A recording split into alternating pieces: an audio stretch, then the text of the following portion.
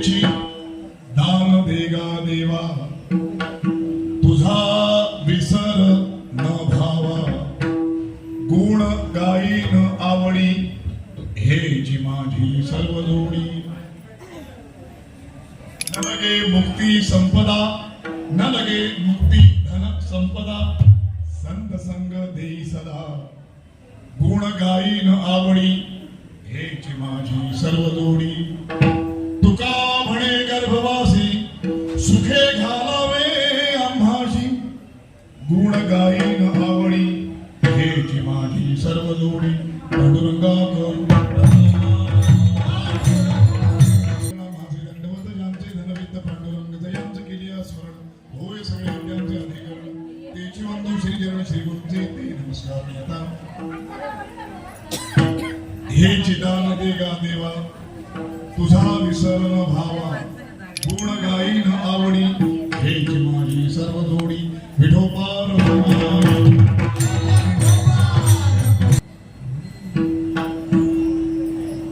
जय जय राधार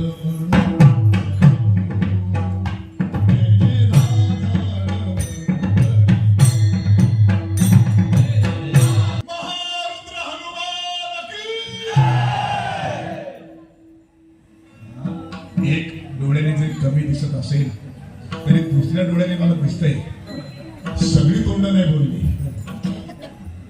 गोपाळ कृष्ण भगवान की अजून थोडा आवाज पाहिजे म्हणजे मारुतीच्या डोळा गेला पाहिजे त्याच्या पुढे गेलं चांगली गोष्ट आहे भेवडी छत्रपती शिवाजी महाराज की सगळे बोलले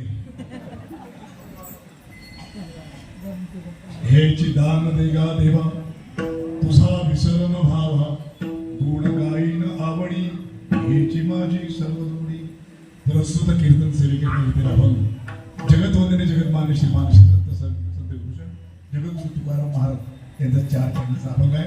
मागणी पण प्रकटता असून सगळ्यांच्या पाठात अभंग असेल तर ती म्हणायला पण मजा येते आणि पाठीला पण चांगला आवाज आपण बोलायची गरज असेल. 4 चरणाचा अभंग आहे आणि या अभंगाच्या पहिल्याच चरणामध्ये जगद्गुरु तुकाराम महाराज देवाने विचारलं तुला द्यायचं मग तेच दे मी सांगेन ते चकारात्मक शब्द आहे अतिशय महत्त्वाचा. मी मागेन तेच मला तू दे तुझा देऊ नकोस याचा अर्थ त्याचा मला काहीतरी उल्हासनगरचा आर्टिफिशियल तर मी मागेन तरी हे चिदान देगा देवा काय दिशे तू तुझा विसर न व्हावा.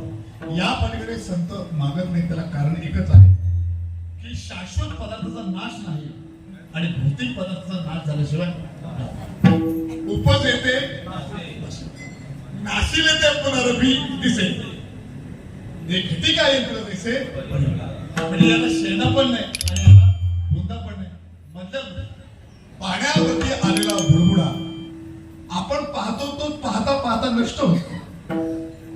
आपलंही तसंच आहे. आपण जन्माला येतो पण समज ज्या वेळेला येते की मी माणूस आहे त्यावेळेला पाहता पाहता कधी मरून जातो. फक्त घरच्या लोकांना माहिती असतो आपल्याला माहिती पडत नाही. बरं आपण कुठून आलो ते पण माहिती नाही. या भूतलावरती प्रत्येक जीवाला पाठवलेला आहे कोणत्या ना कोणत्या तरी देहाची गोळ घेऊन तो इथे आलेला आहे.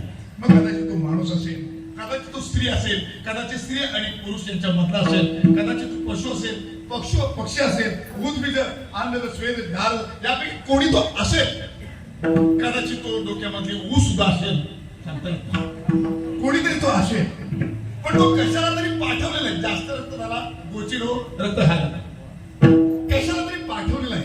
याचा अर्थ काय लावायचा की देवाने जे पाठवलेलं आहे ते बरोबर आहे पण पाठवलेले वेगळे आणि इथे असलेले वेगळे.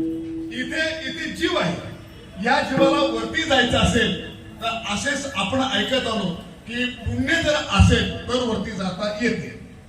त्याही पेक्षा पाप आणि पुण्याचा विसर पडल्याच्या नंतरची जी क्रिया आहे पुण्य आहे तर स्वर्ग ठीक आहे बघा. अरे बघा वामन महाराज स्वर्गीय वामन महाराज होय अरे वामन महाराज होय बरं आपण दुकोट्यामध्ये लिहितो तसं चला वामन बुवा कैलासवासी वामन बुवा होय असं लिहितो. वैकुंठच्या वाशी पण लिहितो, पण ह्याला कुठे गेला कुठे सांगायचा? हा नक्की गेलाय कुठे कुठे सांगायचंय? हे सगळं जे आधारित आहे ते माझ्या कर्मावरती आहे, मी केलेल्या कर्मावरती आधारित आहे. मी कुठे जाणार आहे ते ब्राह्मणाने सांगून उपयोग नाही. म्हणजे ब्राह्मणाचा तर जातीवादी नाही बोलतो मी. जो कर्मकांडी आहे, जो दशक्रिया विधी करतो, तो सांगू शकत नाही मी कुठे गेलेला आहे ते. प्रत्येकाच्या कर्मावरती अवलंबून आहे. मी जाताना तो विषय पण घेतो. हा विषय तसा क्लिष्ट आहे, म्हणजे दुःख घटना जी असते ते क्लिष्ट आहे. ती अनुभवावरती अवलंबून आहे का ग्रंथावरती अवलंबून आहे याचा अजून शोध लागलेला नाही. उदाहरणार्थ, माणूस आपल्या समोर मरतो, माणूस आपल्या समोर मरतो, त्याला काय पाहिजे? पाणी पाहिजे का? त्याला काय पाहिजे? आयुष्यामध्ये पान सुपारी खाल्लेली आहे, त्याला पाणी देऊन चालेल का? तो पाणी मागतो का? तो पाणी मागतो आहे किंवा नाही हे कुणालाही अजून कळलं नाही. मात्र एक आहे जे जाणते गुरु महाराज आहेत, त्या लोकांनी सांगून ठेवलेलं आहे, माणसाला जाते क्षणी ज्या वेळेला तो जातो, प्राण ज्या वेळेला निघून येतो, निघायच्या वाटेवरती असतो, त्यावेळेला त्याला कळते नाही केली तुझी दुःख वाटे माझ्या जीवा. महाराजाप्रमाणे कसं आहे? येईल अंत तुकाराम महाराज असते त्यांचा प्रमाण तू बोलू. तुम्हाला एवढं कुणाला छान आहे दोनच बोला की अंतकालाच्या वेळेला माणसाला कळतं मी कोण आहे आणि माझी व्यथा काय. असं म्हणू नका तुम्ही तो शांततेत मेला. शांततेत तो मरतो ज्याने ज्ञानेश्वरीच्या आतमध्ये, तुकाराम महाराजांच्या गाथेच्या आतमध्ये किंवा अन्य ग्रंथाच्या महाभारत गीता वगैरे या ग्रंथाच्या आतमध्ये ज्याने प्रवेश केलेला आहे त्याला मरणाची चिंता करायची गरज नाही. नित्य नेमन आम्ही लक्ष्मी वल्लभ म्हणजे माझा जो मुद्दा सोडला नाही मी. हे प्राणी वेगळे आहेत, विहार करणार. एखाद्याला वारीचा छंद असतो, त्याला घरात बसून चैन पडत नाही, लागेला टकणा असा तू येड्या का करतो? मला मी तरी काय करू? म्हणजे त्याला जे वेळ आहे ते वेगळं आहे, ते त्याला माहित आहे.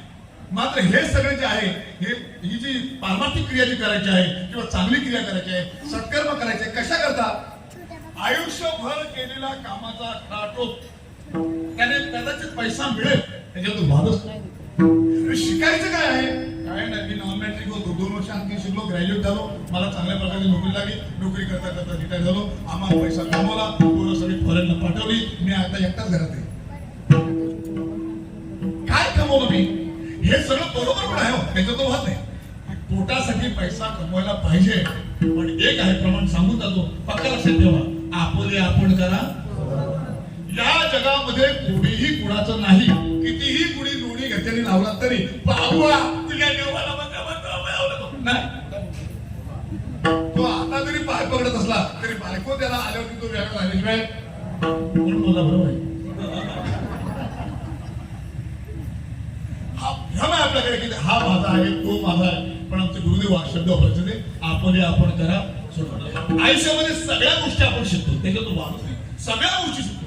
काय नाही आपल्याला मृदंग वादन हे सिद्धी आहे, आयुष्यभर कष्ट केलेले काय सिद्धी आहे, आयुष्य घालवलेलं आहे. हे गायन करता करता सिद्धी प्राप्त झालेली आहे, ती दुसऱ्याला पण देता येते, त्याला गुरु असं म्हणतात. जो गुरु तो गुरु, कारण त्याच्याकडे सिद्धी आलेली आहे. या सगळ्या गोष्टी बरोबर आहे, ह्याला चिंता करायची गरज नाही. हे बरोबर म्हणते आणि त्याला देव न्यायला येणार आहे, बरोबर की नाही? मग राहिलं कोण? ज्याने आयुष्यामध्ये काही केलं नाही, त्याला शिकायचं बाकी आहे. शिकायचं बाकी एकच गोष्ट आहे, ती म्हणजे मरण. प्रत्येक माणूस बाकी आहे, कसं मारायचं हे माहिती. मात्र एक मेल्यानंतर रडता सगळे बरोबर, अगा मला हा बोल सारखी मेल्यावरी रडती. मरण हे सगळ्यांना येणार, त्याच्यात वाद नाही, सगळे रडते, ते पण बरोबर आहे. मात्र एक आहे, मरण कसे मरावे. मी शेवटी तुम्हाला सांगणार, मरण कसे करावे, मरण कसे मारावे. जोपर्यंत मरणाची भीती आतून काढणारा भेटत नाही, तोपर्यंत मरणाची भीती कायम राहणार आहे. मी कधीतरी मरणार आहे, आणि ज्याला ही भीती राहते हा वरून आलेला नाही, हा वरून आलेला नाही, तर हा इथलाच आहे. म्हणजे इथले आहेत त्यांना मरणाची भीती आहे, आणि जो आलेला आहे त्याला मरणाची भीती नाही. हे मला बोलायचं आहे.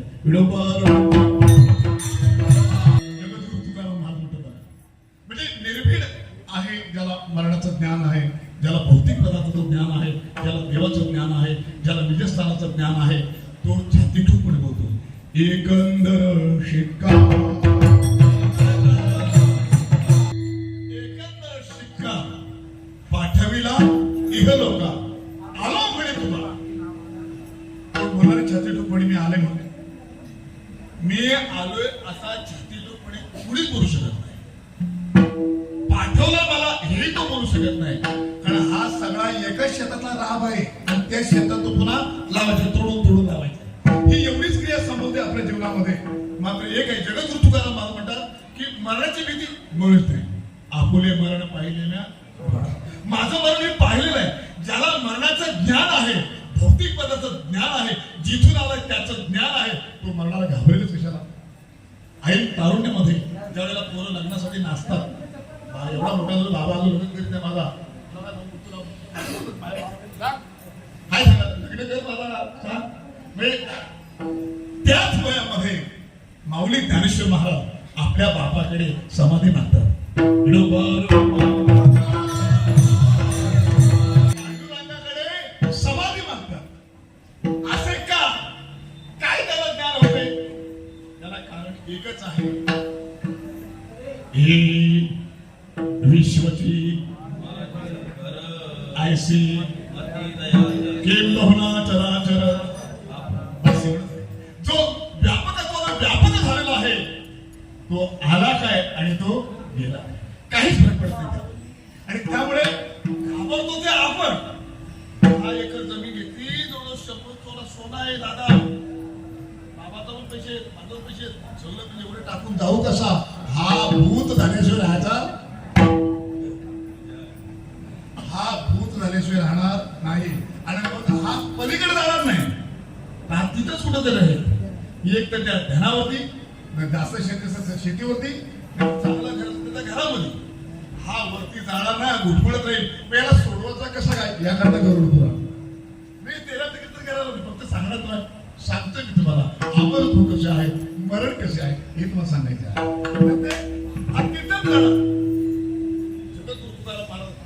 सर्व महाराजांचं बोली भाषा एकच आहे, तेथे कोणी सोडविना. आता पण जागेवर द्या.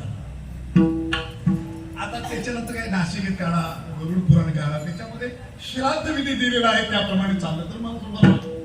पण तेही आपल्याला समजायला पाहिजे ना. आपण फक्त 10 पिंडावरती मार्क काढलेला आहे. एकदा तुम्ही त्याचा पिंडदान करा. बरं, माणूस मेल्यानंतर, जन्माला आल्यानंतर पण सुया, आणि मेल्याच्या नंतर पण, मेल्याच्या नंतर काय सुतात, बरोबर की नाही. म्हणजे त्या घरचा पाणी पण आपण प्यायचा, दुःखीत वातावरण. पण माऊली ज्ञानेश्वर महाराजांनी खूप छान म्हणतात, देहाच्या गावा आलिया, जन्म मृत्यूची या सोहर्या, ना म्हणू नाही फलंगिया ज्या दोन्ही सोहळ्या, फक्त सोहळा कळला. आणि हा नेमका मृत्यूचा सोहळा आहे ना, दुःखाच्या गर्द झाडीमध्ये टाकून दिलेला. पाणी पण तिथला प्यायचं नाही. चहा करायला गेलो तर तिला रडवल्याशिवाय बसले तिला. चहा करायला बायचं का हुशार असतो तुमच्याकडे गेला का येणार किती, पाव किलो साखर आणि 5 रुपयाची बुकी. बुकी म्हणजे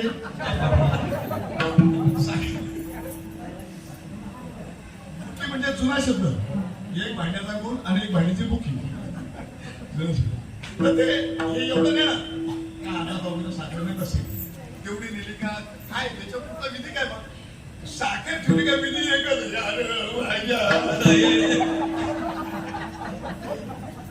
हा विधी नाही. पण ती जर रडली नाही तर क्रिया पुढची काय, जर ती रडली नाही तर असे आपण एवढा बसलो, पण तिच्या डोळ्याला हसू नाही. म्हणजे पाहिल्या उतरत्या निर्वचनाला सुरुवात. अरे 13 दिवसाला बसायचं म्हणाल ती, पण हा विचार कुणीच करत नाही. गेल्या म्हणावं, तू रडू नकोस, आम्ही तुझ्या दुःखामध्ये सहभागी आहोत, तू पुढे हो, आम्ही तुझ्या पाठीमागे आहोत, थांबू नकोस, फक्त रडू नकोस. अरे का रडावं आणि का रडू नाही, त्याच्या पुढचा विधी फार मोठा आहे. जगद्गुरु तुकाराम बोले म्हणून मला इथपर्यंत यावं लागलं. आपल्याकडे अशी प्रथा आहे का त्या घरचं अन्न आपण खात नाही. दशक्रिया विधी झाल्यानंतर आपण अन्न खात नाही. त्याला कारण अशी कारण पण आहेत. तो कारण शेवटी तुम्हाला सांगून पुढे जाणार आहे. कारण असं आहे, त्या घरी का अन्न सेवन करू नये, मला ते भीती घालून टाकायची तुमच्या. तर 11 आणि 12 म्हणजे दशक झाला की नाही, पुढचे 3 दिवस होतात. 11 आणि 12 आणि तिसरा 13 हे 3 दिवस होतात. 11 आणि 12 हे 2 दिवस जे आहेत, या 2 दिवसामध्ये त्या आत्म्यावरती मांस आणि त्वचा हे 2 इंद्रिय येतात. मांस आणि त्वचा हे 2 इंद्रिय येतात. हे कुणासाठी? दिव्याची ज्योत हातात धरून नेता येईल. तुम्ही धरून बघा, कुठे इकडे आणा मला दाखवला निरंजनाची. तर ते 2 इंद्रिय त्याच्यावरती येतात. हे कुणासाठी? नेईला ओढवली ठाऊ केली. एवढ्या करता ती 2 इंद्रिय त्याच्यावरती येतात. आता या त्याच रात्रीला 12व्या रात्रीला भजन कीर्तनादी विधी जर असेल तर तो 12व्या रात्रीला असेल म्हणून नाही तर 12व्या रात्री तो निघून जातो. तो पुन्हा परत न येण्याकरता सुटला. आता उरला त्याच्याकडे जर पुण्याचं बळ असेल, सत्कर्माचं बळ असेल तर त्याच्या पाठीमागे विधी करण्याची गरज नाही. हे नको सांगतो, विधी करायची गरज. प्रश्न असा आला, जर नसेल बळ तर मग इथे अन्नदान करू. त्याच्या पाठीमागे अन्नाची शिदोरी म्हणजे जर भोजनाची शिदोरी, मोठमोठे लोक बोलावे, तपस्वी लोक बोलावे, त्याला जेवू घालावं. कधी? 13व्या दिवशी. चिंता करू नका तुम्ही, फक्त आपल्याला ते माहिती नाही म्हणून आपण जेवत नाही. 13व्या दिवशी चांगली लोक बोलावे, तपस्वी लोक बोलावे. फक्त अडचण एकच आहे की त्या दिवशी कुणी रडू नये. काय करू नये? फक्त रडू नये. त्या दिवशी रडायचं नाही. बघा, उड्या मारायच्या गाणे तसं पण नाही. फक्त रडायचं नाही, डोळ्यातून अश्रू काढायचे नाही. त्याला म्हणजे नारायण नागबली त्रिपिंडी श्राद्ध विधी असा त्रिपिंडीचा छोटा ग्रंथ मिळतो. त्याच्यामध्ये एक वाक्य लिहिले ते वाचा. जिथे अश्रू ढाळून भोजन बनवतात ते अन्न पिशाचे घेऊन जातात. असे हे अन्न ज्ञात्या पुरुषाने सेवन करू नये. मग काय घडते? ते ज्ञात्या पुरुषाची चिकीच म्हणजे जी शक्ती आहे ते कमी होण्याची शक्यता आहे. त्याचं तेज आहे ते निस्तेज झाल्याशिवाय राहणार नाही, होते निस्तेज. म्हणून आपल्याकडे पूर्वीची प्रथा आहे, 13व्या दिवशी बुवा लोक जेवत नाही बाबा. लोक हुशार आहेत. बुवा लोकांचा जेवण वरच्या आलीला बनवलाय. हे चाललं सगळं वरती. हे सगळे होत चालले. डाळ पण इथला, भात पण इथला, मिरच्या पण इथल्या, जगा असं सगळं इथलाच. मिटक्या मारून ते खातात. आपण तिथं नाही जेवलो. आपल्याला काय माहिती? भोजन का करू नये हे पहिलं शिकून घ्यावं. कुणाला माहिती नाही, कुणालाच माहिती नाही की का भोजन तिथे करू नये किंवा करावं. अवश्य करावं. श्राद्ध अन्न हे सांगितलेलं आहे, करावं.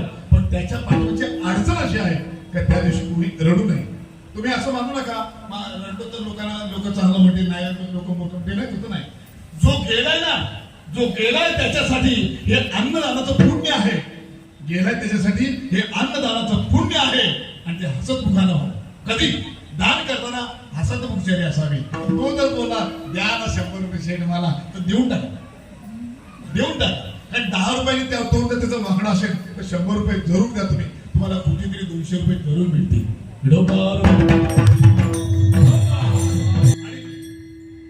कपटतेने मागितलं असेल तरी किंवा शांततेने आनंदाने मागितलं असेल तरी किंवा त्याच्या अडचण असेल तरी त्याने त्या उद्देशाने जर मागितलं असेल तरी तुम्ही द्या. याचा अर्थ असा नाही चोरट्या लोकांनी त्याचा फायदा घ्यावा. बरा भेटला बुवा बाबा 200 रुपये. तर असं नाही. ते त्याला कारण कसं आहे? दान हे पवित्र अंतःकरणाने जरूर झालं पाहिजे. आपण आतमध्ये कुठली शंका नसली पाहिजे. मी महाभारतातला एक दृष्टांत तुम्हाला सांगतो तेवढ्या करता विषयाचं झाला म्हणून ते राजसू यज्ञामध्ये दान करावं असं ठरलं. धर्मराजाने विचारलं कुणाला ठेवावं, कुणाला दान द्यावं. तर दान करण्याकरता कुणाला ठेवा प्रश्नच होता. बरं, चतुरातू भगवान कृष्ण घाबरतो कशाला? आपल्याकडे माणूस आहे. दान असं झालं पाहिजे की त्याच्यामध्ये शंका आली नाही पाहिजे की हे सोनं दान करतो ना, ही मोठी कंटेनर ही कशी देऊ, ही मोठी अंगठी ही कशी देऊ, हा मोठा कडा आहे हे कसं देऊ, ते त्याच्या मनात आलं पाहिजे. त्याने मुक्त कंठाने दिलं पाहिजे, मुक्त कंठाने दिलं पाहिजे. आता कोण आहे? कृष्ण म्हणाले एकच आहे, त्याचं नाव आहे दुर्योधन. काय नाव? दुर्योधन. चतुरातू. पण त्याला जेव्हा त्याने नुसतं 2 फुटी नाही दिल्या, येईल त्याला पाहिजे तेवढं दिलं. घ्या घ्या आता म्हणतोय, घ्या घ्या. तो पाहिजे तेवढा देत होता. कशा करता? धर्मराजाच्या राजसुयज्ञामध्ये दान कमी पडावं आणि त्याची फजिती व्हावी आणि याचकाने शाप द्यावा, यज्ञ निष्फळ व्हावा, एवढ्या करता त्या दुर्योधनाच्या मनात ते कपट होतं. पण चतुरा तो शिरोमणी हा जेवढा द्यायचा तेवढा त्या खजिन्यामध्ये वाढायचा. आता त्याचा डॉक्टर वेगळा होता. कुणाचा? दुर्योधनाचा डॉक्टर वेगळा होता. मामा त्याचा तो मोठा सर्जन होता. मामा काय झाला? काय म्हणतो? मी जेवढं दान करतो तेवढं वाटतं. अरे बघलो रे, तुला माहित आहे ही सगळी तुझ्या हातातली कला आहे. उद्या हात तपासून बघा तुमच्या हातावर काय आहे का. मत्स्य खेळते मीन खेळता मत्स्य ज्याच्या हातावरती आहे त्याला संपत्तीला कधी कमी पडत नाही. आपण तपासून बघू नका. आयुष्य गेला अजून काय आला.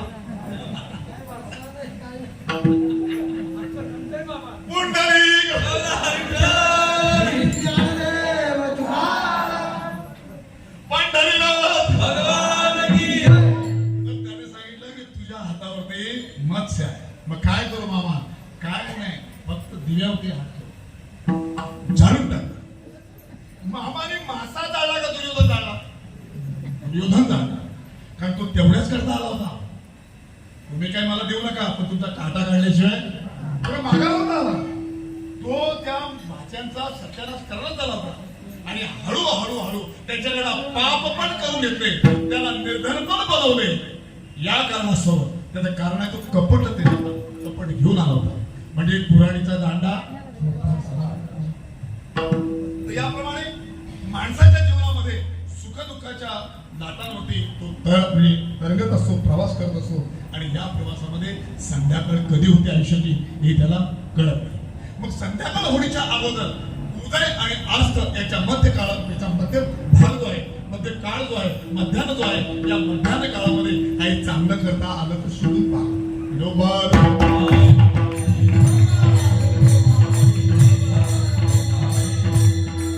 हा आपल्यापेक्षा साधू संतांना पडलेला प्रश्न आहे. जगद्गुरु तुकाराम महाराज, भगवान परमात्मा याचा येण्याचा उद्देश वेगळा आहे आणि आपला उद्देश वेगळा आहे. आपण आलेलो नाही तर आपण इथलेच आहोत. त्या वडाला मुळ्या फुटत आता वरून आले तरी ती जमीन आहे आणि खालून उगवले तरी ती जमीन. कुठून तरी ती जमीन करणार. म्हणजे आपल्या येण्याला आणि जाण्याला काही अर्थ नाही. आपण इथले रहिवासी आहोत, मृत्यू लोकातले रहिवासी आहोत आणि त्यामुळे येणेही नाही आणि जाणेही नाही. जगद्गुरु तुकाराम महाराज येतात, भगवान परमात्मा येतो, त्यांचा येण्याचा उद्देश वेगळा आहे. सोन्याच्या राशीतून जो आलेला आहे तो भक्ती पदार्थाची अपेक्षा करत नाही. जगद्गुरु तुकाराम महाराज आले म्हणून आम्ही वैकुंठवासी आलो राजकारणात, बोलिले ऋषी साथ भावे वर्ताय. वैकुंठातून जो आलेला आहे, सोन्याच्या राशीतून जो आलेला आहे तो भक्ती पदार्थाची अपेक्षा करत आणि विशेष आपलं काम झालं की ते थांबत नाही. एवढा फरक आहे त्यांच्या काम. आता इथे पंढरपुरात जाणारे सगळे काहीच्या 50 वाऱ्या असतील, काहीच्या 60-70 वाऱ्या असतील, काय वयोमानाप्रमाणे वाऱ्या झाल्या असतील, बरोबर की नाही? सगळेच वारीला जातात नाही. आपण पंढरपूरला जातो, देवासाठी जातो की नाही? आपण सगळेजण देवासाठी जातो. तिथे गेलं भजन पूजन करतो की नाही? भजन पूजन करतो. बाशी झाली का आपण डोक्यात होतो मला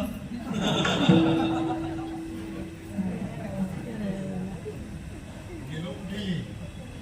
वैकुंठात. वैकुंठ पंढरपूर. पंढरपुरामध्ये बार्शीच्या पुढे आपण 5 मिनिटं थांबू शकत नाही. वैकुंठात काय थांबणार? बरं, आपल्याला जायची काही आणि त्यामुळे आपल्याला पंढरपूरही नाही आणि घराचं सुखही नाही. मधल्यामध्ये आपण करत आहोत. तर ते समजून घेण्याकरता या संप्रदायाचा खरा ज्ञान. याच्या पलीकडे काहीच नाही असं सगळ्यांना सांग. पण खरी गोष्ट ती आहे की समजून घेतलं पाहिजे की मी कुठून आलोय. दुरून आलो मी गा.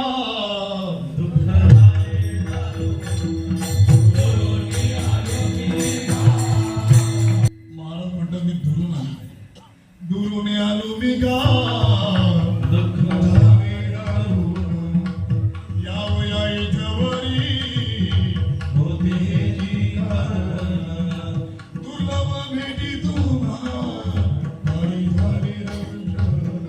मला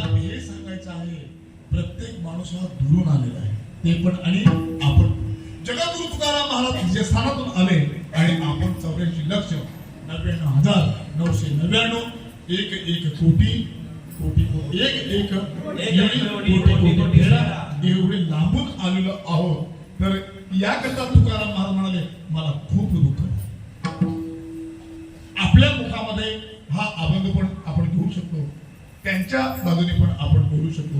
एवढ्या दुरून मी आलेलो आहोत आणि इथे आल्यानंतर केलं काय हा प्रश्न आहे. इथे आल्यानंतर फक्त आम्ही 6 विकार तेवढे पाळले. या पलीकडे आम्हाला अजून काय समजलं कुठले काय गरज नाही त्यांची. त्याचा एक जरी भूत जागा झाला तरी तो आपल्या प्रतिष्ठेची वाट लावल्याशिवाय म्हणून त्यापासून दूर राहावे. केवळ एवढंच पाळावं. दोन्ही हात जोडून शांतता नम्रता पाळावी आपल्याजवळ.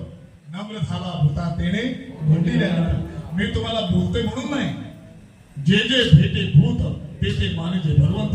कोणी कुठे भेटो नमस्कार करा. आपली ऊर्जा त्याच्यामध्ये टाका. त्याच्यातली दशपट ऊर्जा आपल्या आतमध्ये आनंदाने मिळत जाईल. असं आपला सनातन वैदिक धर्म सांगतोय. कोणाची मान कापायला सांगत नाही, कोणाची दात पाडायला सांगत नाही. सनातन वैदिक धर्म कुणाला उपाशी ठेवायला सांगत नाही, गुरुचा अपमान करायला सांगत नाही. सनातन वैदिक धर्म तो सांगत आहे तुम्ही पण जगा आणि इतरांना पण. सनातन वैदिक धर्म. अडचण एकच आहे, पुढे आपल्याला रविवार उपास करायला लागेल. इथून तुमचं काय मला माहित नाही पण करावं लागेल. डेंजर व्हा नाही. एकादशी धरली तरी चला, आजची सोमवार पण नाही केलं तर चालेल, चतुर्थी नाही केली तर चालेल, पण या आठवड्याचे 4 वार उपास धरून करायला लागेल. इथून पुढे काय वार पुढचा काय पुढचा काय डेंजर वार. रविवार नंतर मंगळवार, मंगळवार नंतर बुधवार आणि बुधवार नंतर शुक्रवार. डेंजर वार. हे याच्यातला गर्भित अर्थ ज्यावेळेला कळेल ना त्या दिवशी आपण जरूर उपवास करू. आत्मज्ञानाचा अभाव आपल्याकडे असल्यामुळे आपण फक्त भौतिक पदार्थांचा विचार केला आणि विकारांना जवळ ठेवलं. खरं म्हणजे विकार हे आपले नाश करण्याकरता आले. गेले 800 वर्ष आम्ही गुलामगिरीत राहिलो आमच्या विकारामुळे. दिली पेटी भरून दिली की आम्ही चाललो त्यांच्या मागे. पेटी भरून दिली की आम्ही चाललो त्यांच्या मागे. पेटी भरून दिली की चाललो आम्ही त्यांच्या मागे. 2000 रुपये दिले की आम्ही चाललो त्यांच्या मागे. जर विचार कुणाच्याच मागे चाललो, विकारांच्या पाठी. विकार हा हानिकारक आहे याचा ज्याने अनुभव घेतला ते जगद्गुरु तुकाराम महाराज सांगतात पहिला त्यांना मी शोधला. पहिला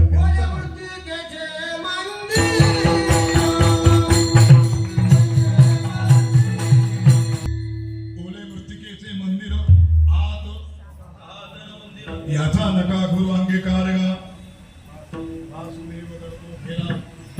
याचा अंगीकार तरी सुद्धा प्राण जाईपर्यंत आणि गेल्यानंतर सुद्धा आम्ही त्यांना सोडायला तयार नाही. आमच्यातला एक माणूस काशीला गेला माझ्या जोडीला. हॅलो आपण तिथे गेलं तर काहीतरी सोडत असतो. माणूस काय सोडत माहितीये का, आपल्याला जे आवडत नाही ते सोडून देतो. म्हणजे कारल्याची भाजी. बरं आता अंजीर सगळीकडे मिळतात. पूर्वी अंजीर लोक सोडायचे. अंजीर का तर मिळत नाही म्हणून ते सोडून द्या. जे आपल्याला मिळत नाही ते सोडून द्यायला कुणाच्या नावाने. गुरुला सुद्धा देताना पहिले असं देत होते. एक तर कारल्याचं द्यायचं नाही तर अंजीर तरी द्यायचा का तर त्याच्या नावाने सोडला. मिळत नाही ना मग तो गेला तरी चालेल आणि नाही भेटला तरी चालेल. चला तर अशा नंतर तो काशीला गेला. तिथे गेल्यानंतर त्याने सगळा केला, विधी वगैरे सगळा केला. आणि मग ते दीक्षित ब्राह्मण ते म्हणाले बाबा काहीतरी वस्तू सोड बाबा. सोडला आजपासून मी राग सोडला म्हणजे क्रोध सोडला. आजपासून पुढे रागवतो नाही. तात्याने मला आशीर्वाद दिला शाबास. आजपर्यंत असा मी ऐकला नाही माझ्या तो मी राग सोडला म्हणून. पण तुम्ही सोडलाच धन्य तुझी माय प्रसवली. तात्याने आशीर्वाद दिला की याची छाती असा नाचत नाचत घरी आला. घरी आला तर खायच्या आलेला सुरुवात केली. आमच्या घरातून सुरुवात केली. कशी झाली म्हणून राग सोडला. सोडला चांगला केला. आता मला पण जमलं नाही. सोडला सोडला म्हणजे मधल्या आलीमध्ये आला. तिथं भाजीवाला होता. दादा दादा काशीला गेलो. तुम्ही बोला चांगला केलास. इथं प्रत्येक वेळेला भेंड तोडून बघा. मी जरा काय बोलतो लगेच रागवतच. बरा बरा तुला बाबा माझं भेंड वाचलं. मी त्याचा हिशोब वेगळा. पुढे नाक्यावरती गेला. भेंड्या दादा काशीला गेलो तो. चांगला केलास. असं कुणाला घडत नाही. आमचं आयुष्य गेला पण जमलं नाही. भाग्यवान असू राग सोडला. पण त्या गाडवाला एवढं कळायला नको का मी जे बोलतोय ते ऐकणारा पाठीमध्ये कोणीतरी आहे. पण आनंदाच्या मस्तीमध्ये तो इतका रमून गेला राग सोडला. दुसऱ्या दिवशी उलट तपासणी आमच्या घरापासून. काय गणेश द्या तू काय काशीला गेलो तो. काशीला गेलो काशीला गेलो. तुला म्हणजे राग सोडला. मग राग सोडला. आशीर्वाद भेटला. राग सोडून दिला. बाबा नको बसला का आपल्याला. राग सोडून दिला. मध्ये म्हटलं टाइम भाजीवाले तिथे तिथं कुठे त्याला भेटला. नाही तू काय कशाला गेला. हो कशाला गेलो. तू काय म्हणा राग सोडला. जो येईल त्या राग सोडला का. राग सोडला का. हा तर 4 वाजेपर्यंत करावं.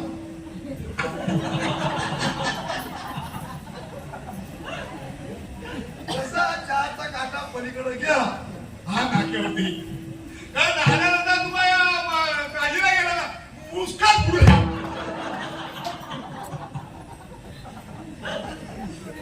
काय घालवला. जगद्गुरु तुकाराम महाराज म्हणतात बेकार घालवणे येणा गवायचे पण आम्हाला ते शक्य आहे. काम क्रोध बंदी खाणी तुका म्हणी इंद्रियाचे धनी आम्ही झालो सारी. शक्य आहे पण कधी शक्य आहे ज्या वेळेला भौतिक पदार्थांचा नाश होईल. इंद्रियांपासून भौतिक पदार्थ दिसायचे बंद होईल. जळी स्थळी काष्टी पाषाणी विठ्ठल जळी स्थळी भरला तिथं ठाव नाही उरला. आज मी दृष्टीने पाहिला विठ्ठलची विठ्ठल अशी दृष्टी ज्या वेळेला येईल. आणि दुसरा अंश सांगतो सोने रुपये आम्हा कुणाला. आता सोन्याचा भाव एवढा आहे माणूस टाकून देणं अशक्य आहे. पण गटारा जरी पडलं ते ढुकून घेतल्याशिवाय ते घाटावरती पोळा असतं ना. पोळा बैल पोळा म्हणजे आता वारले ते 4-5 महिने झाले. जाताना ठेवून गेले काही आठवणी. म्हणाले मी बैल पोळाला जातो तिकडे त्याच वेळेला मध्ये केलं. असं एक ठिकाणी गेलो तिथे बैलांची काय मजा असतो. म्हणजे पुरणपोळ्या करंज्या लाडू सगळं पाहुण्याला करतात ना. भावाला तसं सगळं करतात बैलाला. म्हणजे कपड्यापासून तर फार चंदनाच्या पिळ्यापर्यंत सगळं मस्त राखवतात. ते पूजा अर्चा वगैरे करतात. त्याला गोड खायला घालतात. त्याची एक म्हातारी अशीच त्याला गोड धोड खायला घालायचं. त्याला ओवाळला. अंगठी घेऊन ओवाळला त्याला. नंतर मग आता तिला माहिती नाही तिच्या हातात काय ते अंगठी माहिती नाही तिला. नंतर मग तिने पुरणपोळीचा घास उचलला आणि अंगठी सहित त्या बैलाला खायला. नंतर तिच्या लक्षात आला पण तो पण ते एटीएम पण झाला.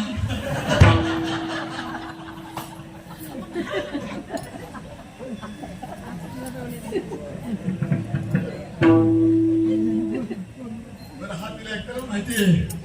मला बैलाला पुरणपोळी पसरेल असेल. काय केले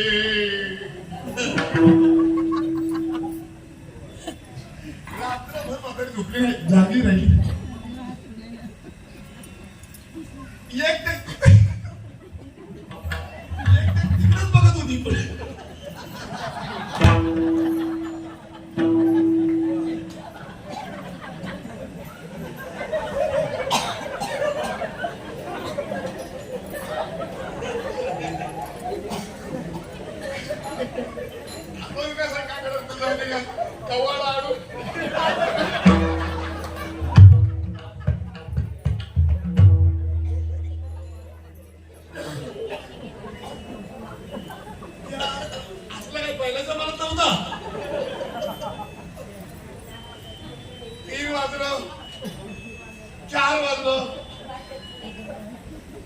टाईम झाला त्याचा.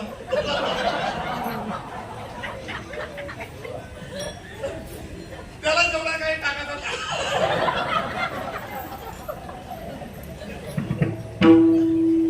म्हातारीने लगेच सारवायला सुरुवात केली.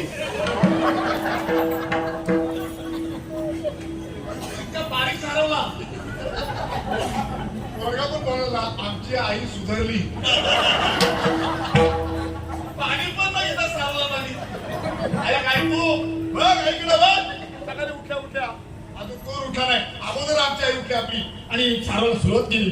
तुला काय माहिती ती का सारवते ते. 2 दिवस झालं 30 दिवस झालं 4-5 दिवसांनी ती आली. म्हातारीने तशीच कपाळाला लावली. आज सारा बरोबर का आता वाटला तरी झालं.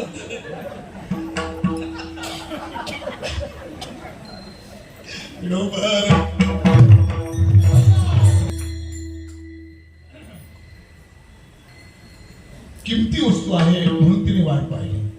सध्याचा काळ असा आहे की सोनं 70,000-80,000 रुपये किलो आहे.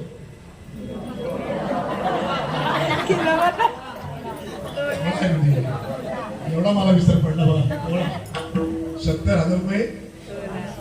मग 70,000 रुपयाचा तोडा आहे तर तिने जागरण काय नाही करावं. किमती वस्तू आहे. तसे देहाच्या आतमध्ये एक किमती वस्तू आहे आणि ती या विकाराने ग्रथित आहे, ग्रासलेली आहे. तिला सुरक्षित ठेवायची जर असेल तर यांना पहिलं बाजूला सारावं. विकार बाजूला सारावं आणि याला बाजूला सारायचं जर असेल तर त्याची गरज आहे. कोणाची? परमेश्वराची. चिंतने चिंतने त्या अवस्थेला आपण पोहोचणार नाही पण जाण्याचा प्रयत्न करणार काहीच हरकत. पंढरपूरला वगैरे आपण जातो ईश्वराच्या नामचिंतनामध्ये जातो. चिंतनामध्ये कधी काळ सरून जातो कळत नाही आणि संध्याकाळचा मुक्काम कधी आला हे आपल्याला समजत नाही. कधी झोपलो हे कळत नाही आणि कधी चालायला लागलो तेही कळत नाही. याला म्हणतात ब्रह्मानंद लागली पाळी पूर्ण देहाते सांभाळ. जगद्गुरु तुकाराम महाराजांना हे विकार घालवण्याकरता ज्याचा आधार मिळाला ते त्याने बरोबर मानलं की ही वस्तू श्रेष्ठ आहे. म्हणजे ईश्वर नाम श्रेष्ठ आहे आणि ते सर्व विकारातून तारून नेणार. पण ज्याला हा अनुभव आलेला आहे तो सांगतो आहे सोने रुपये आम्हा मृत्तिके समान. पण त्याला सोने आणि रुपये माती समान कळलेला आहे. भौतिक पदार्थाला जो मानत नाही आणि ईश्वराला मानल्याशिवाय तो जगत असतो. हे ज्याचं जगणं आहे तो देवाकडे चुकूनही काय मागत. अभंगाचे पहिले चरण असं आहे. भगवान परमात्मा विचारतात मी तुमची परिस्थिती पाहिली कारण मला असे कळून चुकले श्री एक अन्न करता तुमची परिस्थिती फार बेकार आहे. जगद्गुरु तुकाराम महाराज काहीतरी जीवनामध्ये काहीतरी मागा का. मी असं काय तुझं काम केलेलं तुझ्याकडे फुकट मागू आणि कुणाकडे मागू नये. अजिबात मागू नये. आता प्रश्न असा म्हणतो या सगळा त्याच्यावरतीच आहे. हे सगळं त्याच्यावरतीच आहे पण विश्वास तो तरी मी तुम्हाला माझा अनुभव सांगतो. काल सर्व स्त्रियांना बोलवलं होतं. स्त्रियांचाच हरिपाठ ठेवला होता. म्हणजे आमच्या गावाचं नाव आमच्या पंचायतचं नाव वासंबे आहे आणि गावाचं नाव मोपाडा. वासंबे ग्रामपंचायत पंचायत गावामध्येच आहे. नाव काय वासंबे. हे कुणाला माहिती नव्हतं. वासंबे जेव्हा तळ्यावरती होते आणि ते कुणाला माहिती नव्हतं. तर मला पण माहिती नव्हतं. म्हणजे वासंबे आहे ते माहिती आहे, देवी आहे ते पण माहिती आहे पण ह्या असा काय असं ते आपल्याला माहिती नाही. म्हणजे तिने करून घेतलं आणि तिच्याच नावाने काल आम्ही हरिपाठ जो केला त्याच्यामध्ये जवळजवळ 500 ते 600 स्त्रिया होत्या. मोजले नाही खूप स्त्रिया तिथे आल्या होत्या. मस्त इतका चांगला हरिपाठ झाला. कशा करता बोलू मी. हे इतका चांगला हरिपाठ झाला का त्या हरिपाठामध्ये त्या स्वतःला विसरून हे करायचं असेल. हे करायचं असेल शाश्वत पदार्थाचा आधार घेतल्यामुळे त्यांच्या ज्या अडीअडचणी होत्या त्या तिथे लगेच सॉल्व्ह झाल्या आणि म्हणाल्या आमच्या पण घरी आमच्या पण गावामध्ये असा हरिपाठ व्हायला हे परिवर्तन आहे आणि हे घडायलाच पाहिजे. आपण आलो कशाला ते महत्वाचं आहे. आपण आलो कशाला ते महत्वाचं आहे. ऐकलं काय तेही महत्वाचं आहे. मग देखूनही ऐकूनही एक अंध बहिर झाले असे जर असेल तर 10 वर्षामध्ये आपला नाश झाल्याशिवाय ते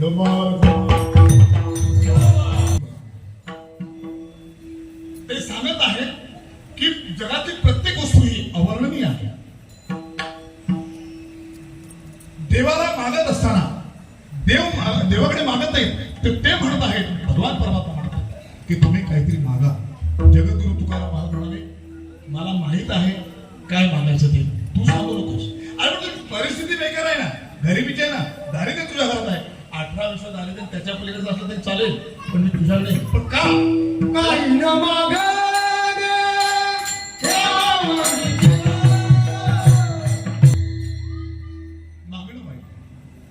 तर तो तेवढा मोठा झालेला सोहळा एकच दिवसाचा, पण त्याला फक्त आम्हाला 11,000 रुपये खर्च झाला. एवढ्या लोकांचं भोजन, दुपारचं भोजन, हरिपाठ बोलवलं होता, एक मागे बसण्यासाठी त्यांची फी वगैरे, बाकीचा काही खर्च असतो. असं हे कसं घडलं आहे? आम्ही नाही केलं हे. निरपेक्षता जर असेल तर तो भगवान परमात्मा ते सगळं करून घेतो. काल ही आम्हाला प्रचिती आली की लाखो रुपये ज्याला खर्च होता, आम्ही का बाहेरचे बोलवतो? आम्ही एक प्रयोग केला की 10-15 हजार 20-25 हजार रुपये देऊन जर वक्ता जर आणला, त्याला जर पब्लिक जमत असेल तर आपण तेही परीक्षण करावं की न बोलवता जर पब्लिक आली तर आपण समजावं आमच्या भागाचा परमार्थ खरा चालू लागला. वक्ता करता जर येत असेल तर आमच्याकडचा परमार्थ बरोबर शासनकित आहे, संशयित आहे, अज्ञानात आहे. लोक केवळ लोक त्याला बघायला येतात. कुणाला? त्याला बघायला येतात. आम्ही काल हा प्रयोग केला, कीर्तन ठेवलं नाही, 101 कीर्तन करा, पण कीर्तन ठेवलं नाही, फक्त हरिपाठाचा विश्वास जर असेल तर लोक संध्याकाळी येतील, नसतील जेवण वाटायला लगेच नाक्यावरती बसू. सांगायला लागलं नाही, सगळ्या स्त्रिया आल्या आणि मग त्यांना सांगितलं पुढच्या वर्षी हळदी कुंकू आहे. तो खरा हरिपाठ झाला, तो खरा कालचा दिवस आमचा आनंदात निघून गेला. मी आजही आनंदात आहे. आता पण मी आलो तरी मी आनंदात होतो. का? तो एक विलोभनीय ते दृश्य मी पाहिलं, अनुभवलं आणि मग मी आनंदामध्ये माझा दिवस गेला. कारण आहे जगद्गुरु तुकाराम महाराज म्हणतात, या करता म्हणजे असे कार्य राबवायचे जर असतील, देवावर घालून या भार राहील निश्चिती, देवावरती भार घालावा, ते कार्य करावं. या कार्यामध्ये तुम्हाला यश जर आलं नाही तर तुम्ही परिश्रम करून बघा, माझं कुठेतरी निरपेक्षता असावी त्याच्यामध्ये. जगद्गुरु तुकाराम महाराज अनेक साधू संत तेच म्हणतात कि मांगने से मरना भला अपने तरके पाकाज, परोपकार के लिए मांगो रखो न दिल में लाज. सत्य हे अशी चालतात, मागण्यावरती चालतात. मागितल्याशिवाय ज्ञानही संपादन होत नाही, त्याला माधुकरी असे म्हणतात. मागितल्याशिवाय काहीच जयाला खरे रंजन, मागितल्याशिवाय कोणतेही धार्मिक कार्य पार पडत नाही, ज्ञानही संपादन करता येत नाही. कुठेतरी गुरुत्वाचं कुठेतरी घर्षण व्हायला पाहिजे आणि त्या घर्षणातून एक दिव्य शिष्य बनला पाहिजे, ही गुरुची अपेक्षा असते. आणि त्या घर्षणातून एक दिव्य शिष्य प्रकट होतो. आणि याकरता गुरुला पोट आहे हे पण विसरायचं नाही. हे मी दादांकडून शिकलो. त्याला पोट आहे, त्याने आपलं अख्खा आयुष्य घालेलं आहे. जगद्गुरु तुकाराम महाराज सर्व साधू संतांची तीच बोली भाषा आहे. मागणे से मरना भला, तो मागत नाही. गुरु कधी मागत नाही, साधू कधी मागत नाही. मागणे से मरना भला अपने तरके काज, ही शिकवण आहे. परोपकार के लिए मांगो रखो ने दिल में लाज. रहमान साहेब स्वतःला उपदेश करतात, रहमान ओ नर मर चुके,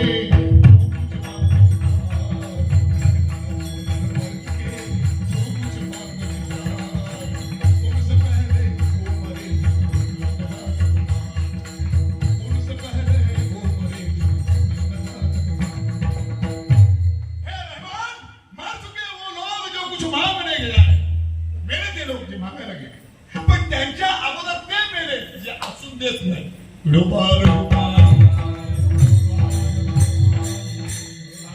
मी हे अशीच उभे राहत नाही. याकरता 4 घर जोगवा मागायला जातात आणि ते मागतात, त्यांना अनुभव आहे. ते घरात नाही उद्या, मग दुसऱ्या दिवशी पुन्हा ते घरात नाही, मग नंतर या. बरं किल्ल्या सगळ्या तिच्या हातात, कोणाच्या मधली आहे ना, मधली तुम्ही दोघं आहोत, आता तुम्हाला द्यायला हरकत नाही, दिला असता पण ती बाजारात गेले. कोण? मधली ती बाजारात गेली. ती आली का मग तुम्ही या. सप्ताह होऊन जातो तरी काय याला दान म्हणत नाही. हे संत महात्मे आहेत, त्यांनी सूक्ष्मता पाहिली, समाजाला ओळखून पाहिलं, त्यांनी मागायचं कुठे हे आपल्याला कळलं पाहिजे. गाय सगळीकडे बसून चारा खात नाही, पण जिथे गाय बसून चारा खाते ती जागा पवित्र आहे आणि याच ठिकाणी भगवान परमात्म्याची प्रतिष्ठापना होते. विडोबार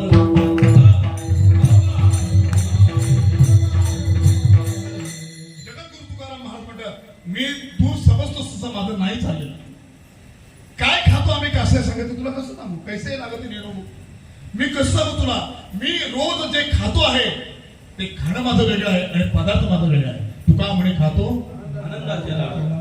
या दोन घ्या उद्या खरं लाडू आतले खरं लाडू खाल्ल्याशिवाय पोट भरायचा नाही, पण एक आत्मिक समाधान आहे त्याचा कितीतरी अनुभव घेऊन बघा. त्याच्या विरुद्ध सांगतो सांगा इथे एखाद्याने आणून दिवड्या जर सोडला, दिवड्या माहिती ना नाही नाणे बरं चालतंय, जनावर इथं सोडला आपण काय करू, बाळा जो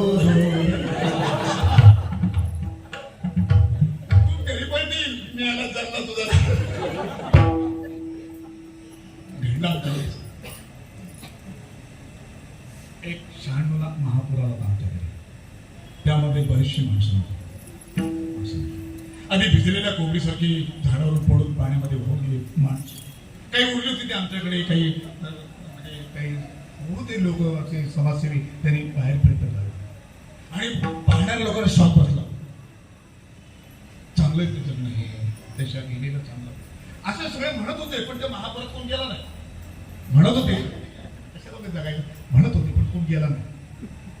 त्याच्यानंतर मग हे सगळं दृश्य पाहिला आणि सगळे आपापल्या घरी गेले. दुसऱ्या दिवशी म्हणजे त्याच्या 7, 8, 10 दिवसानंतर आमचा हॉस्पिटल फ्री होता, त्यामुळे कंपनीत होता ना, तर कोण पाय मोडला तरी जायचा, डोक्याला खेचला तरी जायचा, मानेला गॅप पडली चालला ते काही लोकांच्या वजनं बांधली होती मानेला, काही लोकांचे पाय टांगले होते, काहींचे प्लास्टर केले होते, काही बाया प्रसूतीला आल्या होत्या, काही प्रसूतीने राहिल्या होत्या, काही घरी जायच्या तयारीत होत्या, काही लोकांना बाथरूमला नेण्यात येत होतं. म्हणजे कळा देत बघा कसं आहे. आणि आपल्याकडे अजूनही प्रस्तुत झालेले माहीत जर असेल तर ते बाळाला संध्याकाळी बाहेर काढत नाही, बरोबर आहे ना. तुमच्याकडे काय पद्धत आहे, नाही बाहेर काढत. आता पुढे ऐका, प्रस्तुत झालेली बाई आहे आता एक 10-15 मिनिटं झाली असतील, काही जाण्याच्या तयारीत, काहींचा पाय टांगलेला आहे, काहींचा हात गळ्याला अडकवलेले आहेत. आणि एवढ्यामध्ये बातम्याने कामशेतचा धरण फुटला आणि पासून पाणी दात फाटवून आला. एवढा आवाज ऐकल्याबरोबर जे लग्न भाडं होतं ना ते सगळीकडे पुढं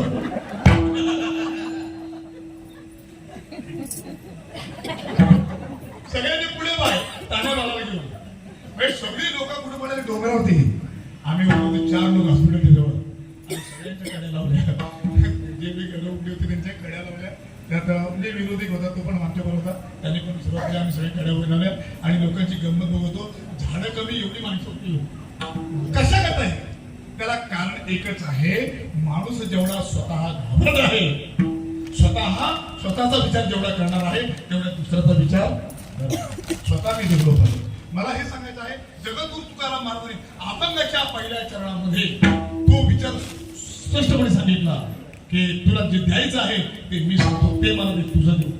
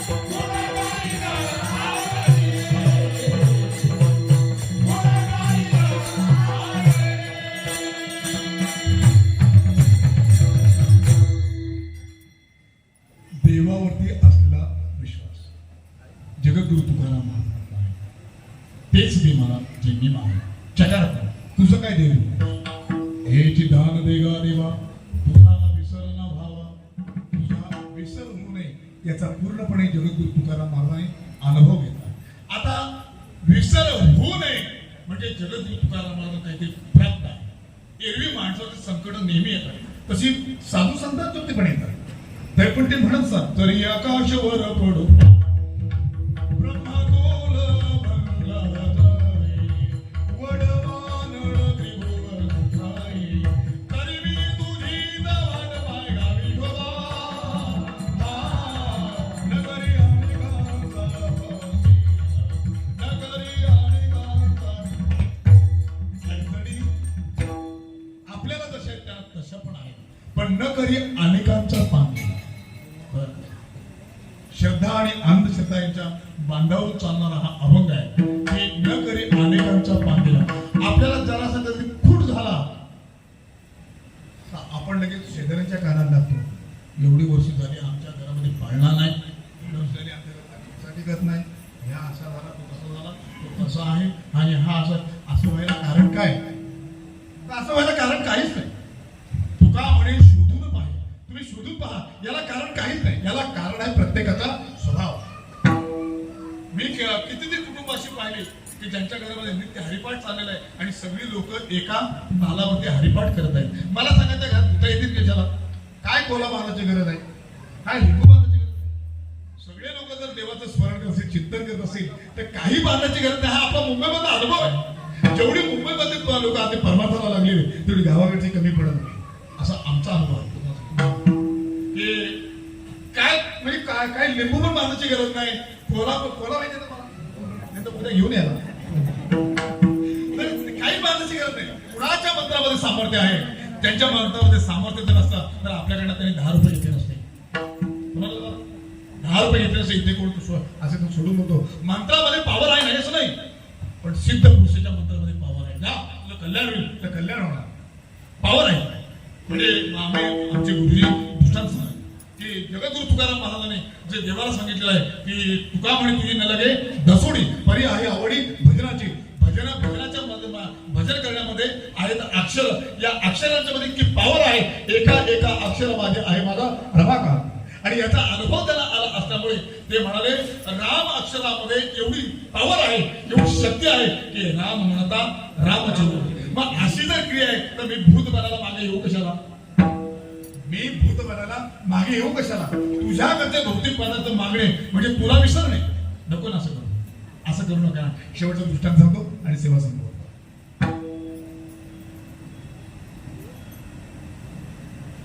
युद्ध होणार आठवण लगेच वाटणार कोण कुणाकडे वाटत. आता त्याने तरी युद्ध का केलं? त्याला तो तेवढ्या करता झाला होता. तो तर कारण शोधत होता. आता चांगली बुद्धी देणारा पण तू आणि वाईट बुद्धी ठिकाणावरती डोका ठेवणारा पण तो, डोका फिरवणारा पण तू. हे सगळ्या गोष्टी चतुरातून शिरो असं तर त्याने सांगितलं. समज काढले अगोदर सांगून ऐकत नाही ना मग ठेपल्याशिवाय राहायचं. त्याला एक 5 गावं दे. सभोवताची जमीन तेवढी दिली त्याचा भाग आहे. सुईच्या टोकामध्ये राहील एवढी जमीन देणार नाही आपण ऐकलं. आता देत नाही म्हटलं तर काय करता? अटक युद्धात मध्ये युद्धाची तयारी झाली. त्याच्यामध्ये विचारणा केली तुझा या युद्धामध्ये अंतर्भाव काय? तो म्हणाले मी एकीकडे आणि माझा सैन्य एकीकडे. त्यांनी स्वतःच वाटण्याबद्दल सांगितले मी एकीकडे आणि माझा सैन्य एकीकडे. आता मला सांगा एकीकडे 10 पॉईंट जमीन आहे आणि एकीकडे 10 कोटी रुपये. मी काय मागाल? काय मागा तुम्ही? मागा काय तुम्ही? पैसे मागला जमीन मागा. जमीन ठेवली तर 100 पिढ्यापर्यंत राहील आणि 10 कोटी जर गेले तर 10 दिवसामध्ये गेल्याशिवाय. आता पुढे तरी 2 वाटण्या गेले. एकीकडे मी एकटा आहे आणि एकीकडे माझं सैन्य आहे. हे दुर्योधनाने पण ऐकलं. जो अगोदर येईल त्याला तो मागे ते मी त्याला देईन. अगोदर आता ज्याला आस लागली होती आपल्याकडे सैन्य भरपूर असावं 10 कोटी असावे. ज्याला आस होती तो 3 वाजता उठला, आंघोळी पण केली नाही, तसाच पडतो. तो अगोदर येईल त्याला मागण्याचा अधिकार पाहिजे. तो आला बसला कुठं? डोक्यावर देवाच्या शिरकमलाजवळ बसला आता त्याचं डोळं उघडलं मला पहिला बघेल, पण तो त्याने बघितला आणि डोळे मिटून दिले. असं म्हणतात की झोपलेल्या माणसाला उठवता येते, पण झोपेचा सोम घेऊन झोपलेल्या माणसाला उठवता येत नाही. हा डोळे मिटून वाट बघत होता. कोणाची? अर्जुनाची वाट बघत होता. बरं, अर्जुन महाराज सकाळी पहाटे 3 वाजता ते पण उठले, सर्व देवांची पूजा अर्चा वगैरे केली, गाईला प्रसाद दिला, अंगणामध्ये येऊन त्याने सूर्यदेवाला तुळशीला पाणी घातला, सूर्याला नमस्कार केला, विष्णू सहस्त्रनाम वगैरे त्याने काय केलं, देवाचं सगळं भजन वगैरे करत आणि पुढे सर्व प्रार्थना झाल्यानंतर म्हणजे देवाची पूजा झाल्यानंतर जो निघाला प्रांगणातून तो मुखाने निघाला. अपेक्षा नव्हती, अपेक्षा फक्त एकच होती, तो मद व्हावा, वेळ व्हावा. तर या अपेक्षेने निघाला. भजन पण त्याचं तसंच आहे. श्रीकृष्ण गोविंद हरी मोहन.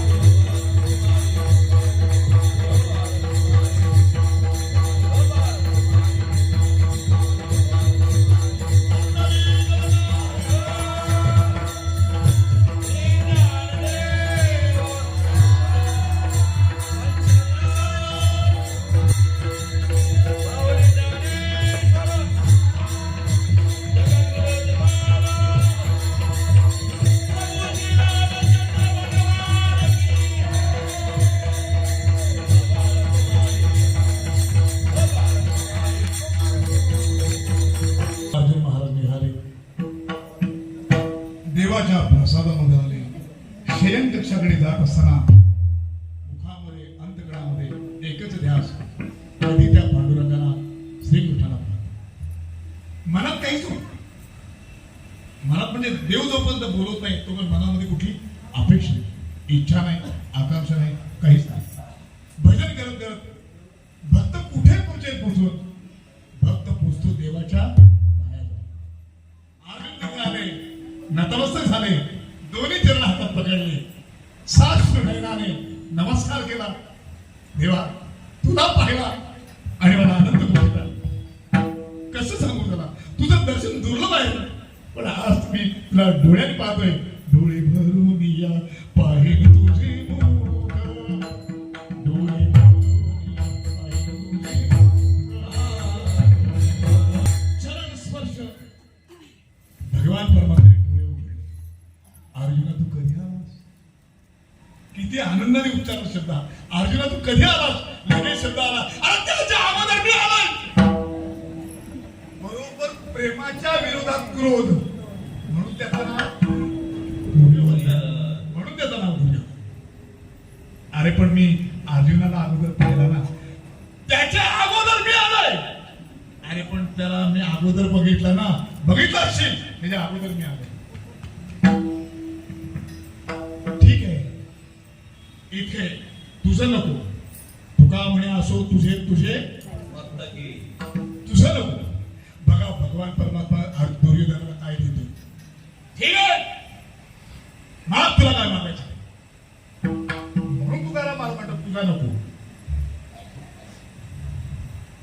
एकीकडे मी आहे आणि एकीकडे माझं सैन्य आहे. मी ज्या सैन्यामध्ये असेल, ज्याच्या बाजूला मी असेल, तो न करी शस्त्र धरी सांगेल गोष्टी युक्तीच्या 4. बस एवढंच मी करणार. न करी शस्त्र धरी सांगेन गोष्टी युक्तीच्या 4. प्रसंग येईल त्यावेळेला मी चार गोष्टी युक्तीच्या सांगेन. दुर्योधनाच्या डोक्यामध्ये तोच विचार आला, हा सांगत बरोबर आहे पण खरा का खोटा ह्याचा काय भरोसा. त्याने पकार तिथं चिंतन केलं, म्हणाला ठीक आहे, मला म्हणतो याचा काय उपयोग काहीच नाही, काय हा काय लढाई करणार काही नाही, आणि प्रसंग पडला तर चार गोष्टी सांगा खरे का खोट्या तुला माहिती द्या. त्यापेक्षा आता सैनिक घेतलेला चांगला. किती तेवढं जमिनीचं पैसे घेतलं 10 कोटी 56 कोटी आले. देव म्हणाले तदास्तु. आणि मग अर्जुनाला घ्या. अर्जुन तू अरे मी तेच जर कदाचित तो बोलला असा कृष्ण तो माझ्याकडे तर तिथेच माझे प्राण कसं सांगू तुला मी. नाही अर्जुन, ही पूर्व तयारी आहे. मी तुला नाराज कसं करेन. तुझ्या आतमध्ये मी आहे, माझ्या आतमध्ये तू आहे, आणि विशेष दोघांच्या आतमध्ये श्रीमद भगवद्गीता आहे. प्रसंग बाकीचा आहे. दुर्योधनाकडे कसं आहे, पवित्र अंतकरणामध्ये भगवान परमात्मा ज्ञानाची प्रतिष्ठापना करतो, आणि पवित्र अंतकरणामध्ये त्याच माऊलीचा आधार घेऊन भगवान परमात्मा प्रगट होतो. त्याच माऊलीचा आधार घेऊन गर्भाशयामध्ये नाही, आधार घेऊन म्हणजे अनुसयाच्या पोटी नाही दत्ता, अनुसयाच्या पूर्ण तिचा आधार घेऊन भगवान परमात्मा अवतरित झाला. यशोदेचा आधार घेऊन भगवान परमात्मा, देवकीचा आधार घेऊन भगवान परमात्मा प्रगट झाले. कौशल्याचा आधार घेऊन प्रभू रामचंद्र प्रगट झाले. त्याला त्याचा जन्म हा असा आहे, आयोनी संभव नोही कैशरणी नाम येतो स्वामी प्रगट झाला. तर मला हे सांगायचं आहे अर्जुना, मी जे काम करायला आलोय ते काम असं आहे, यदा यदा हि धर्मस्य ग्लानिर्भवति भारत अभ्युत्थानवदनस्य तदात्मानं प्रजाम्यहं परित्राणाय साधूनां विनाशाय च दुष्टां धर्म संस्थापनार्थाय संभवामि युगे युगे. अभंग तसाच आहे पुढचा, तर तो पुढे कधीतरी गुणगायी नावडी याची माझी सर्वजोडी नरके मुक्ती धन संपदा संत संग देईरा तुका म्हणे गर्भवाशी सुखे घालावया. जगद्गुरु तुकाराम महाराजांना भगवान परमात्मा म्हणतात, तुझ्या मनात जे आहे ते सर्व प्राप्त करण्याकरता तुला जन्माला यावं लागेल. चालेल, गर्भवाशी दुःख नाही येता येत आता हृदय सदा नाम तुझे ज्ञानेश्वर.